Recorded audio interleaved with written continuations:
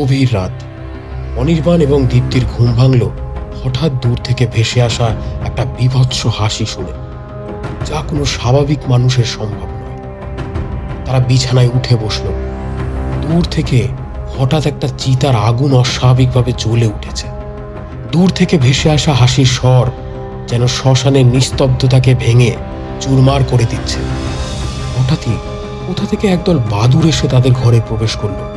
তাদের তীক্ষ্ণ স্বর ছোট্ট কুটিটাকে যেন কাঁপিয়ে তুলছে। অনির্বাণ দ্রুত আলো জ্বালিয়ে বাইরে যেতে উদ্যত হলে দীপ্তি তাকে জোর করে থামিয়ে দিল। ভয়ে দীপ্তির সারা শরীর কাঁপছিল, কপালে বিন্দু বিন্দু ঘাম জমেছিল তার। অনির্বাণ দীপ্তিকে বোঝালো এ ভয়ের কোনো কিছু নয়, এ হাসির স্বর হয়তো অন্য কোনো ডোমের। তারা গভীর ঘুমে ছিল, তাই হয়তো খেয়াল করেনি। শ্মশানে কোনো নতুন শবদেহ এসছে, তারই শেষকৃত্য সম্পন্ন হচ্ছে। সেখান থেকেই এই স্বর ভেসে আসছে, আর তারই চিতা যেন চলছে এখন।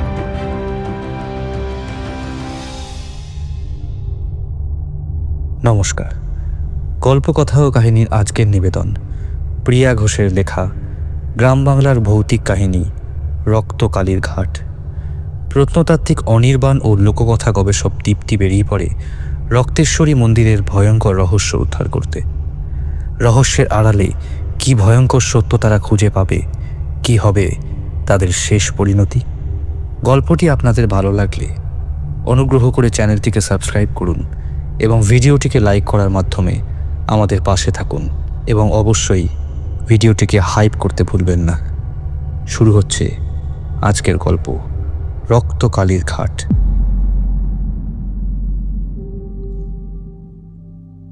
অনির্বাণ পেশায় একজন তরুণ প্রত্নতাত্ত্বিক। তার মন সবসময় যুক্তিবাদী। সে গ্রামীণ সমস্ত কুসংস্কারকে যুক্তি দিয়ে ভ্রান্ত প্রমাণ করতে বরাবর বদ্ধপরিকর। সে কুসংস্কারে বিশ্বাসী নয়, সব ঘটনা যুক্তি দিয়ে বিচার করে এবং মানে। অন্যদিকে তার স্ত্রী দীপ্তিও একজন গবেষক, গ্রাম বাংলার লোককথা নিয়ে গবেষণা করে। দীপ্তি বিশ্বাস করে যা কিছু ঐতিহ্যবাহী ভয়ের গল্প বা ঘটনা, অর্থাৎ সব লোককথার পেছনে কোনো না কোনো সত্যতা লুকিয়ে থাকে। সকালে চায়ের টেবিলে বসে অনির্বাণ খবরের কাগজের পাতা উল্টাচ্ছে আর বিড়বিড় করছে। ধুর, খবরের পাতায় যেখানেই দেখো শুধু খুন খারাপির খবর আর খুন খারাপির খবর।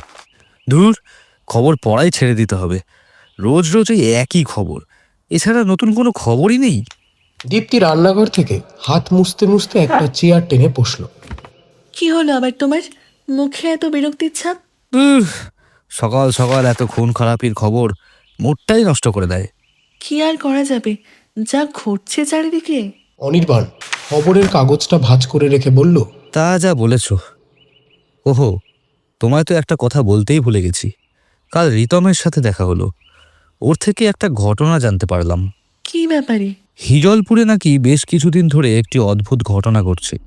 হিজলপুরে যে ওই রক্তেশ্বরী ঘাট আছে না, সেখানে একটি শ্মশানে নাকি গত কয়েক মাস ধরে একটি রহস্যময় ঘটনা ঘটছে। সেখানে এক পিশাচের উপদ্রব হয়েছে। স্থানীয় মানুষজন ভীষণ ভীতগ্রস্ত।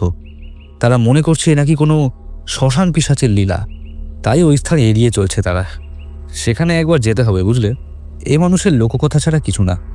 কিছু মানুষ এসব গুজব ছড়াচ্ছে, তাছাড়া আর কিছুই না। আমায় একবার সেখানে যেতেই হবে। সমীক্ষা করার এ এক বেশ বড় সুযোগ, হাতছাড়া করা যাবে না।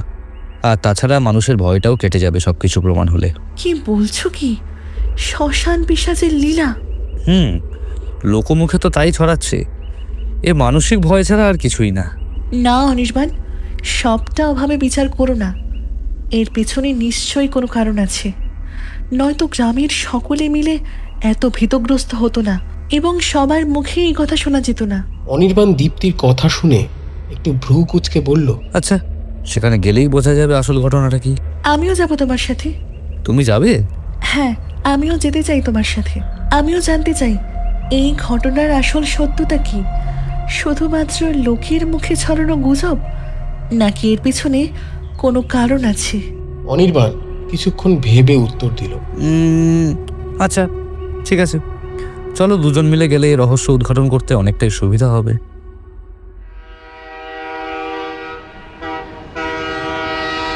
সকাল 9:40 ট্রেন ট্রেন এসে থামলো হিজলপুর রেল স্টেশনে। ট্রেন থেকে নামলো অনির্বাণ ও দীপ্তি। রেল স্টেশন বেশ নিরিবিলি, মানুষের আনাগোনা এখানে বেশ কম। অনির্বাণ একটা লম্বা নিঃশ্বাস ছেড়ে বলল, বেশ শান্ত পরিবেশ। অনেক দিন পর এমন এক জায়গায় আসা হলো। পরিষ্কার বাতাস, চারিদিক সবুজে ঘেরা। আহ, বেশ হালকা লাগছে। তা যা বলেছ, শহরের ব্যস্ততার লেশ মাত্র নেই এখানে। এখানে বেশ ভালো লাগছে। আচ্ছা, চলো এগিয়ে যাই। রক্তেশ্বরী ঘাটেই আগে যাব। সেখানে গেলে নিশ্চয়ই কিছু পাবো। অনির্বাণ ও দীপ্তি স্টেশন বরাবর পথ ধরে এগিয়ে চলল। তারা একটু এগিয়ে যেতেই দেখল সামনেই একটা গরুর গাড়ি দাঁড়িয়ে রয়েছে। অনির্বাণ গাড়ির কাছে এগিয়ে গিয়ে গাড়োয়ানকে ডেকে বলল, দাদা, এই রক্তেশ্বরী ঘাটে যাবেন? গাড়োয়ান রক্তেশ্বরী ঘাটের কথা শুনে বেশ অবাক হলো। তার চোখে মুখে ফুটে উঠল যেন এক অজানা অদ্ভুত একটা ভয়। সে একটু উৎকণ্ঠার স্বরে বলে উঠল, কি, রক্তেশ্বরী ঘাট? হ্যাঁ, রক্তেশ্বরী ঘাট। নামটা শুনে মনে হলো আপনি বেশ অবাক হলেন। তা হবে না, সেদিকে তো তেমন কারো যাতায়াত নেই এখন। শুধুমাত্র কেউ মারা গেলে ওই ঘাটের পাশে শ্মশানে নিয়ে যায়, আর গ্রামের দু একজন ওই রক্তেশ্বরী মায়ের মন্দিরে পুজো দিতে যায়। তবে আপনাদের দেখে তো মনে হচ্ছে আপনারা এখানকার বাসিন্দা নন। মায়ের মন্দিরে যাবেন বুঝি, নাকি কোনো আত্মীয়ের শেষকৃত্য আছে? অনির্বাণ আসল কথাটা চেপে গেল। একটু ভেবে বলল, না না, আমরা কারো শেষকৃত্য করতে আসিনি। আসলে আমরা মায়ের মন্দির, রক্তেশ্বরী ঘাট এগুলোই ঘুরে দেখতে এসেছি। শুনেছি মায়ের মন্দির খুব জাগ্রত, আর এই গ্রামের নামে অনেক শুনেছি, তাই ঘুরে দেখতে এসেছি। সে ভালো কথা, কিন্তু বাবুরা, আপনারা দিনের আলো থাকতে থাকতেই মায়ের মন্দিরে ঘুরে তারপর ফিরে যান। এই গ্রামে যেমন মহা বিপদ ঘনিয়ে এসেছে, এই জায়গা বিশেষ ভালো না। সন্ধ্যের পর কেউ ওদিক পানে আর যায় না। সেখানে যে রাত হলেই পিশাচের আগমন ঘটে, ভয়ঙ্কর হয়ে ওঠে ওই শ্মশান। তাদের উপদ্রব চলে সেখানে রাত ভোর। মানুষের ভয় বাড়ে আরও যখন কিছুদিন আগে একটি ঘটনা ঘটে। কেন দাদা, কি হয়েছিল এখানে কিছুদিন আগে? কিছুদিন আগে আমাদের গ্রামের মাস্টারমশাই এই ঘটনার সত্যতা ঠাউর করতে ঠিক করেন যে একটা রাত তিনি শ্মশানে কাটাবেন। তিনি ছিলেন জ্ঞানী, ধার্মিক এবং যুক্তিবাদী মানুষ, তাই তিনি স্বচক্ষে দেখতে চেয়েছিলেন। গ্রামের সকলে তেনাকে সাবধান করেছিলেন, কিন্তু তিনি শোনেননি। তার কথার উপর গ্রামের মানুষ একটা সময় মনে মনে বিশ্বাস করলো হয়তো তিনি পারবেন এই বিষয়ে সমাধান করতে। কিন্তু কিন্তু কি? কিন্তু পরের দিন সকালবেলায় তার ক্ষতবিক্ষত মৃতদেহ রক্তেশ্বরী ঘাটে ভাসছিল। সে কি ভয়ঙ্কর দৃশ্য! সারা গ্রামের লোক সেদিন রক্তেশ্বরী ঘাটে জমায়েত হয়েছিল। মাস্টারমশাইয়ের সারা শরীরে ক্ষতচিহ্ন, চোখগুলো যেন কোটর থেকে ঠিকরে বেরিয়ে আসছে। দেখে মনে হচ্ছিল যেন সে কোনো কিছুতে ভীষণ ভয় পেয়েছিল। শরীরের বিভিন্ন অংশে মাংস খুবলে নেওয়া। শুনেছি শ্মশানের ডোমরা তাকে অনেকবার সাবধান করেছিল, কিন্তু তিনি শোনেননি। তারপর থেকে মানুষ আরও বেশি ভয় পেতে শুরু করে, বিশ্বাস করে এ শ্মশান পিশাচের লীলা। এসব কথা শুনে দীপ্তি বেশ ভয়ে চিন্তিত হয়ে পড়ল। সে অনির্বাণকে বলল, অনির্বাণ, আমাদের ওখানে যাওয়া ঠিক হবে তো? আমরা বেশি রিস্ক নিচ্ছি না তো? দীপ্তি, তুমি বেশি ভাবছো। ওসব কিছু না, ছাড়ো তো। চলো, শুনে মনে হচ্ছে গল্পটা বেশ ঘোট পেকেছে। ওখানে আমাদের গিয়ে দেখতে হবে আসল ব্যাপারটা কি। কিন্তু বাবু, এখান থেকে রক্তেশ্বরী ঘাট কিন্তু বেশ দূরে। আমাদের পৌঁছাতে পৌঁছাতে প্রায় সন্ধ্যা হয়ে যাবে। আচ্ছা, তাতে আমাদের কোনো অসুবিধা নেই, আপনি চলুন। এরপর অনির্বাণ ও দীপ্তি গরুর গাড়িতে চাপল। গাড়ি দুলকি চালে এগিয়ে চলল গ্রামের মেঠো পথ দিয়ে। গাড়িতে গাড়োয়ানের সাথে টুকটাক কথার আদান প্রদান ঘটল দীপ্তিদের। সে বারবার সাবধান করল রক্তেশ্বরী ঘাট সম্পর্কে, কিন্তু অনির্বাণ স্থির ছিল যে সে সেখানে যাবে। অনির্বাণদের বেশ ভালো লাগছে এমন একটা গ্রাম্য পরিবেশ। গাড়িতে বসে তারা দুপুরের খাবার সেরেছে। স্টেশন থেকে বেশ দূরেই রক্তেশ্বরী ঘাট অবস্থিত। গরুর গাড়ি দুলকি চালে চলতে চলতে ঘাটে পৌঁছতে প্রায় সন্ধে নেমে এল। গাড়োয়ান তাদের রক্তেশ্বরী ঘাটে নামিয়ে আবার একবার সাবধান করে দিল, কিন্তু অনির্বাণ সেসব মানতে নারাজ। সন্ধ্যা নেমেছে, চারিদিকে শান্ত পরিবেশ। ঝিঝি পোকার ডাক ভেসে আসছে, দু একজন পুজোর ডালা নিয়ে ফিরে যাচ্ছে সে পথ দিয়ে। অনির্বাণ তাদের থেকে জেনে নেওয়ার চেষ্টা করলো এখানে শ্মশান কোথায়, কারণ তাদের প্রধান উদ্দেশ্য সেখানেই। অনির্বাণ একজন পথ চলতি ভদ্রলোককে জিজ্ঞেস করলো, দাদা, এখানে শ্মশান কোথায় বলতে পারবেন? লোকটি অনির্বাণের কথা শুনে একটু তাচ্ছিল্যতার সাথে উত্তর দিল, কি এ মশাই আপনি? শ্মশানের খোঁজ করছেন? লোকে এখান থেকে এখন পালাতে পারলেও আছে, আর আপনি কি নিজে সেখানে মরতে যেতে চান নাকি?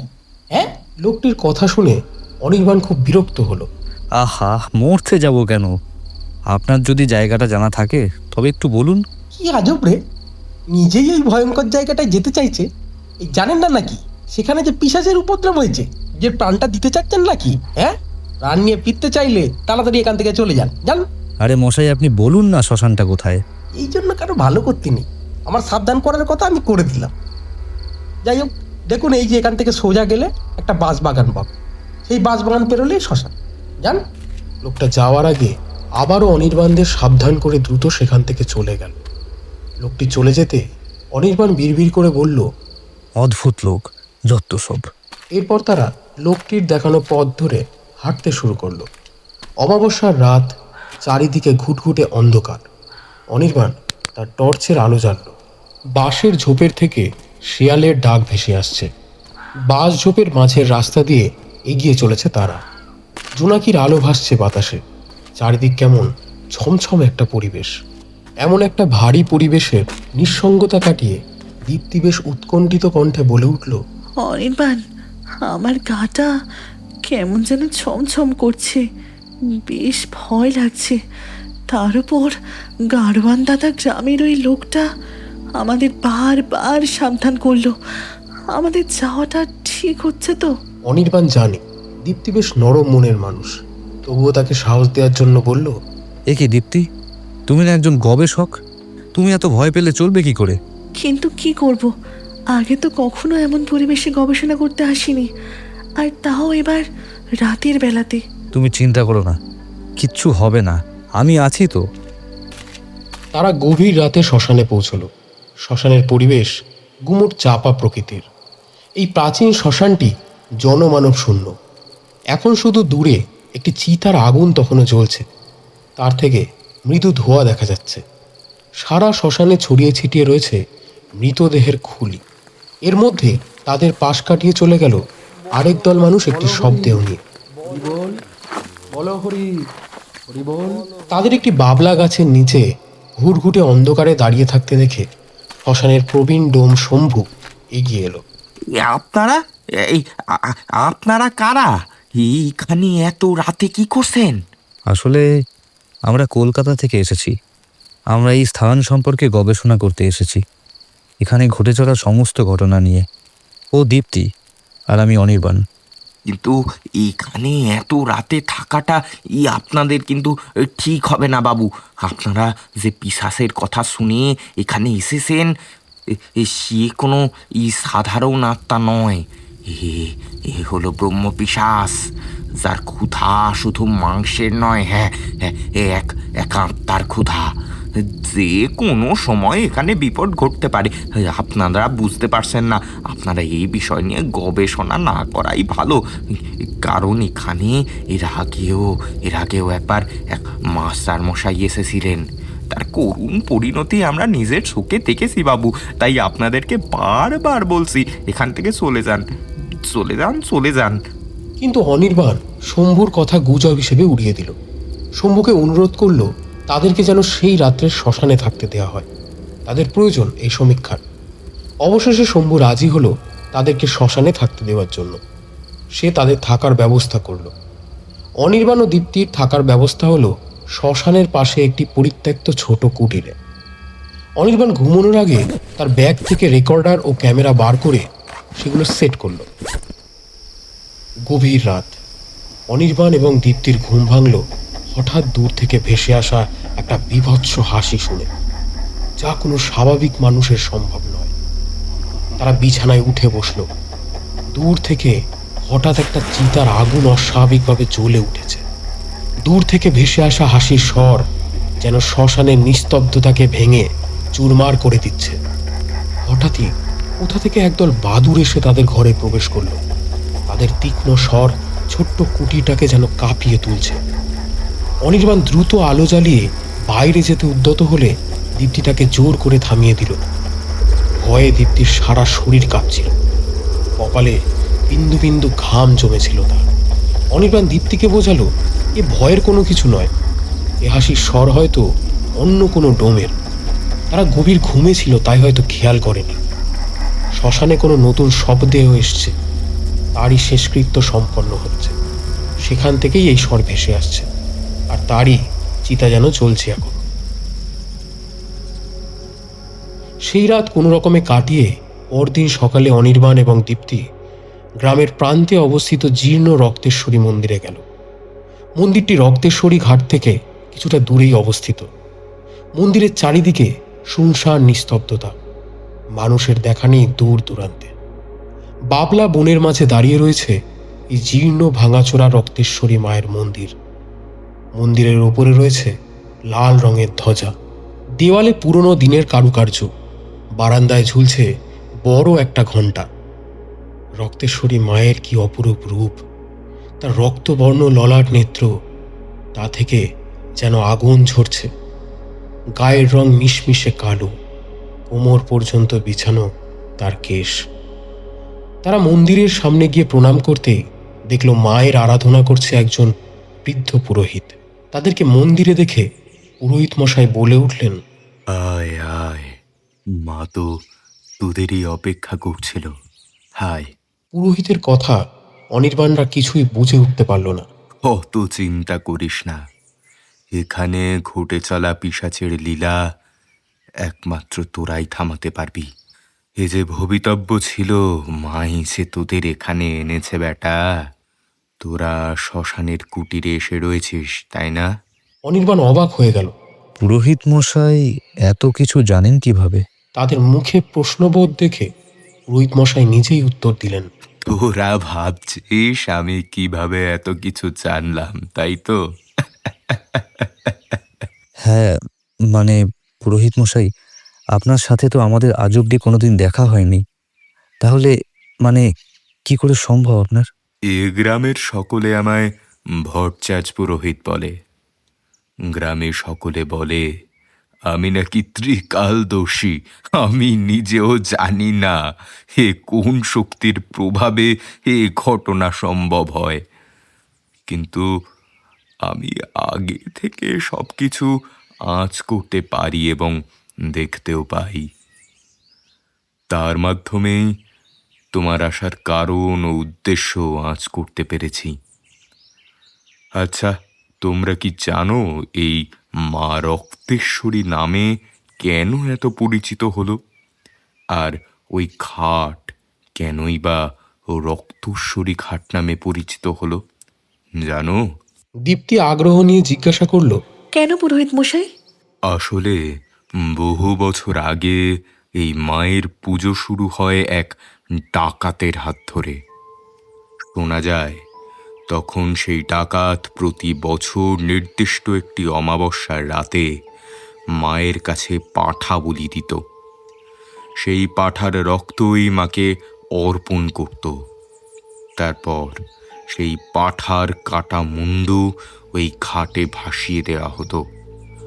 তখন সেই পাঁঠার রক্তে ওই ঘাটের জল রক্তাভ হয়ে উঠত। সেই থেকে ওই মন্দির হয়ে ওঠে মা রক্তেশ্বরীর মন্দির, এবং ওই ঘাট রক্তেশ্বরীর ঘাট। তবে মায়ের মন্দিরে এখন আর পাঁঠা বলি দেওয়া হয় না। মায়ের মন্দিরে এখন কুমড়ো বলি দেওয়া হয়। ওই আর কি। খুব সুস্থভাবেই এই গ্রামের মানুষের জীবনযাপন চলছিল। মায়ের মন্দিরের সুস্থভাবে পুজো ও রক্তেশ্বরী ঘাটের পবিত্র জল সবটা মিলে যেন এই গ্রামকে এক অনন্য রূপ দিয়েছিল। কিন্তু চিন্তার বিষয়, হঠাৎ এই ব্রহ্ম পিশাচের উপদ্রবে সাধারণ মানুষের জীবনযাপন ভীতগ্রস্ত হয়ে উঠেছে। অনির্বাণ ভট্টাচ মশাইয়ের কাছ থেকে এবার পিশাচের উৎপত্তির ঘটনা জানতে চাইল। আচ্ছা ভট্টাচ মশাই, এই পিশাচের উৎপত্তি কোথা থেকে? এর আসল ঘটনাটা কি? এই পিশাচটি তাও আজ থেকে প্রায় 200 বছর আগে এক ব্রাহ্মণ পণ্ডিতের আত্মা, যার নাম ছিল প্রদ্যুম্ন ভট্টাচার্য। প্রদ্যুম্ন ছিলেন অত্যন্ত বিদ্বান, কিন্তু সে ছিল অহংকারী। তিনি তন্ত্র সাধনার মাধ্যমে অমরত্ব লাভ করতে চেয়েছিলেন, কিন্তু সাধনার শেষ ধাপে তিনি একটি ভুল করে বসেন। সেদিন গভীর রাতে একটি শবদেহ শ্মশানে আসে। শবদেহটি ছিল গ্রামের এক গরিব নিম্নবর্ণের মানুষের, কিন্তু তিনি চরম অহংকারবশত সেই গরিব নিম্নবর্ণের শবদেহের শেষকৃত্য সম্পন্ন করতে অস্বীকার করেন। শোনা যায় সেই শবদেহের আত্মার অভিশাপ নাকি তার উপর পড়েছিল।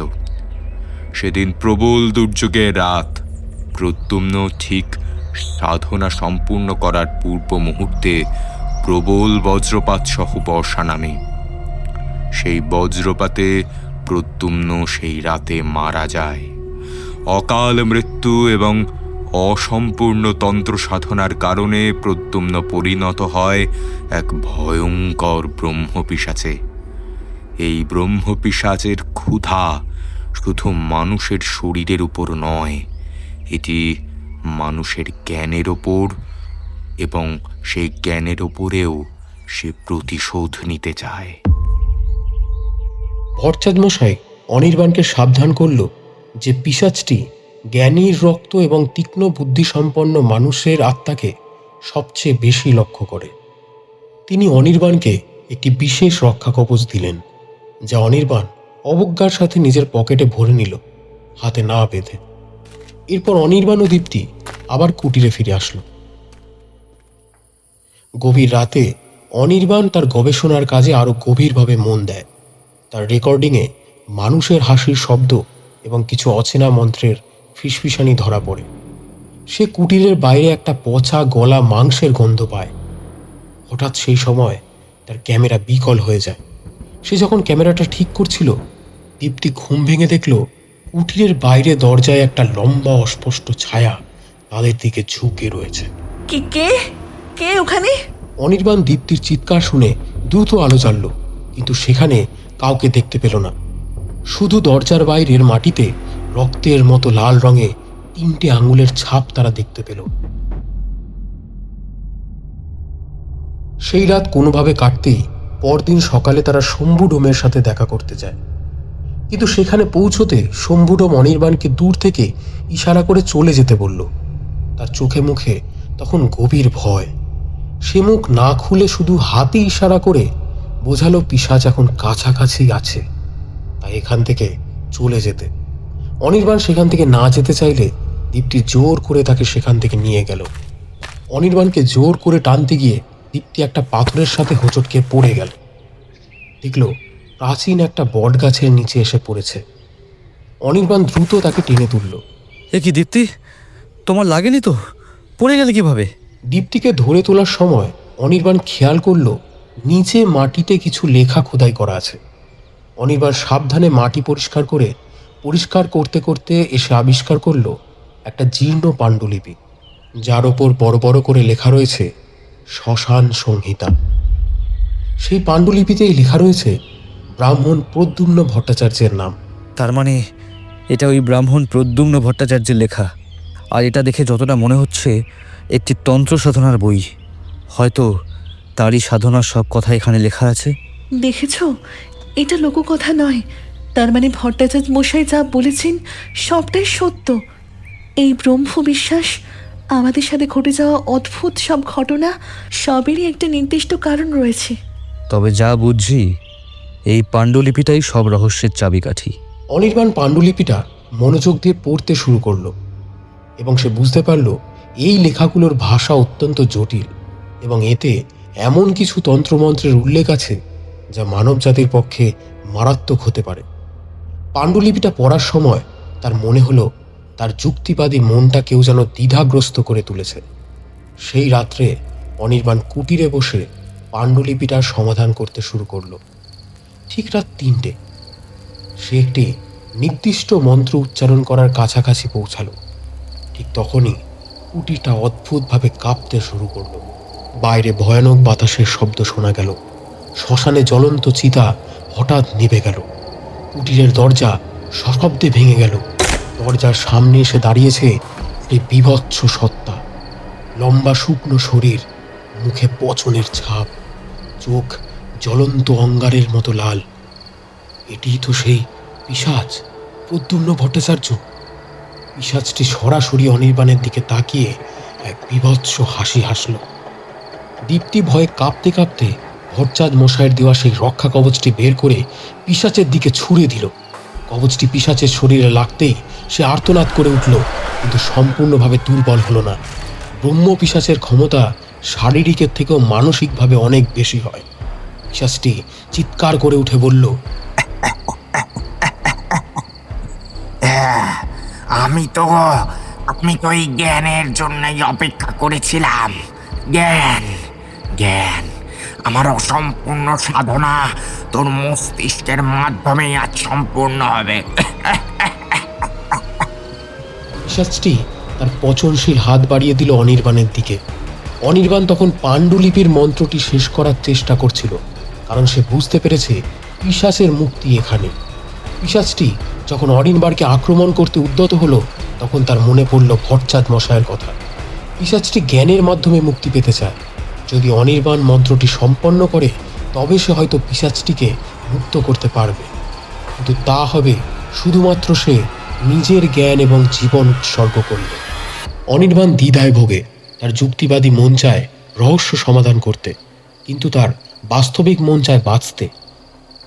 ঠিক সেই সময়ে শ্মশানে ডোম শম্ভু এক কোদাল হাতে ছুটতে ছুটতে আসে। অনির্বাণ বাবু, এই পিশাচকে সম্পূর্ণভাবে ধ্বংস করা যায় না, শুধু নির্দিষ্ট সময়ের জন্যে নিস্তেজ করা যায়। প্রদ্যুম্নের মৃত্যু ঠিক পূর্ব মুহূর্তের স্মৃতি যেখানে রয়েছে, সেইখানে তাকে আঘাত করতে হবে। দীপ্তি পিশাচের মনোযোগ অন্যদিকে ঘুরিয়ে দেওয়ার চেষ্টা করে। অনির্বাণ শ্মশান সংহিতা থেকে দ্রুত একটা বিপরীত মন্ত্র আবিষ্কার করে, যা তার অহংকারকে আঘাত করে। সে জোরে জোরে মন্ত্রটি উচ্চারণ করল। ওং রিং কালকুটায় নমঃ, ওং রিং কালকুটায় নমঃ। মন্ত্রের প্রভাবে পিশাচটি যন্ত্রণায় কুঁকড়ে যায়। এই সুযোগে শম্ভু তার কোদাল দিয়ে শ্মশানের ঠিক সেই জায়গায় আঘাত করে যেখানে মনে করা হতো প্রদ্যুম্ন বজ্রপাতে মারা গিয়েছিল। আঘাতের সঙ্গে সঙ্গে পিশাচের শরীর থেকে তীব্র নীল রঙের আলো বের হয়। ব্রহ্ম পিশাচের বীভৎস হাসি থেমে গিয়ে তার মুখে ফুটে ওঠে গভীর শান্তির ছাপ। আলোটি ধীরে ধীরে আকাশের দিকে মিলিয়ে যায়। শ্মশান আবার নিস্তব্ধ হয়ে যায়। দেখা যায় শুধু চিতার ধোঁয়া, আর শোনা যায় বাতাসের মৃদু শব্দ।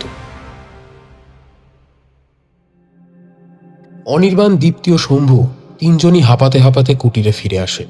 অনির্বাণ বিধ্বস্ত অবস্থাতে বুঝতে পারে বিজ্ঞান সবকিছুর ব্যাখ্যা দিতে পারে না, কিছু রহস্য যুক্তির বাইরে থাকে। সে শ্মশান সংহিতা পাণ্ডুলিপিটি পুড়িয়ে ফেলার সিদ্ধান্ত নেয়। অবশেষে হিজলপুরের এই পিশাচের মুক্তি ঘটিয়ে পরদিন সকালবেলায় শম্ভু ও ভট্টাচ মশাইকে বিদায় জানিয়ে তারা ফিরে আসে তাদের শহরে। শেষ হলো আজকের গল্প। প্রিয়া ঘোষের লেখা রক্তকালীর ঘাট। গল্প পাঠে ও গ্রামবাসীর ভূমিকায় সমীরণশীল, দীপ্তির ভূমিকায় সৃজিতা সাপুই, ভট্টাচ মশাই শম্ভুডোম ও পিশাচের ভূমিকায় অরিত্র মুখার্জি, প্রচ্ছদ অলঙ্করণ পিক্সেলেট, আবহ নির্মাণ টিম অ্যানোনিমাস, পরিচালনা সমীরণশীল। গল্পের সূত্রধর অনির্বাণ ও গারোয়ানের ভূমিকায় আমি সোহম ঘোষ। গল্পটি আপনাদের ভালো লাগলে চ্যানেলটিকে লাইক ও সাবস্ক্রাইব করার মাধ্যমে আমাদের পাশে থাকুন। আবার ফিরে আসব আগামী সপ্তাহে আরও একটি গল্প নিয়ে। ততদিন শুনতে থাকুন গল্প, কথা ও কাহিনী।